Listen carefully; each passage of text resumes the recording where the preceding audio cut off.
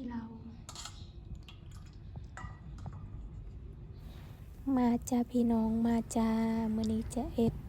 สวาขี้เราเฮ้อทุกคนเบิ่งเคยกินบ่ทุกคนแซ่บใดสวาขี้เราทางภาคใต้ถ้าเพิ่นเลยได้มาปากเซก็ได้กินแน่นอนเพราะข้าเจ้ามีค่ะรับค่อยเองนั้นก็เคยได้กินคือเดียวได้มาอยู่ปากเซก็ได้กินละเนาะบัดว่าได้มาลองกินแท้ๆก็คือว่าแซ่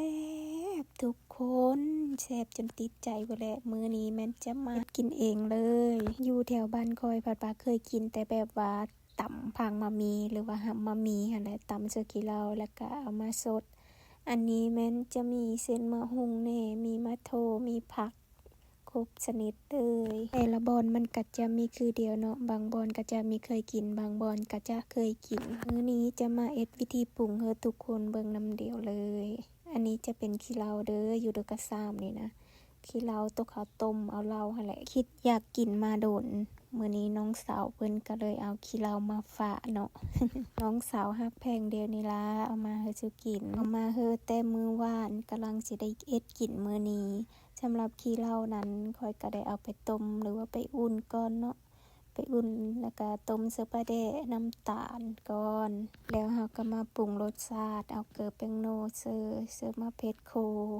สำหรับมะเผ็ดนี่ก็คันเป็นมะเผ็ดแบบอื่นนี่ก็มีคากได้ต้องเป็นมะเผ็ดโคโลด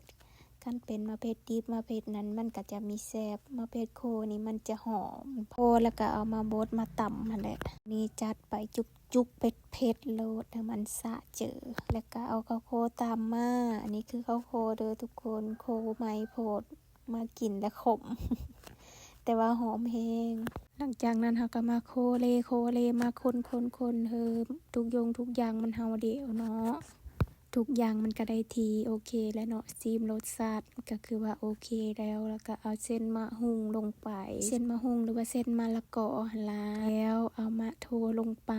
มะโทนี่มะโทฟักยาวเด้อค่อยเอามาซอยเฮ็ดเป็นทอนเป็นตอนน้อยๆแบบนี้เลยแล้วก็เอาผักซี่หอมโบนำเด้อได้พังมะมีหรือว่าหำมะมีก็ตำเสิร์ฟนำเดียวเลยมันก็แซ่บคือเดียวได้ทุกคนพังมะมีหรือว่ามาเด้อเนาะตำเสิร์ฟครั้งทำอิฐในชีวิตได้มาเอ็ดเองเนี่ยปกติแม่นไปซื้อเขามากินเนาะมันมีคักมันหน่อยหั่นนะก็เลยมาเอ็ดเองเลย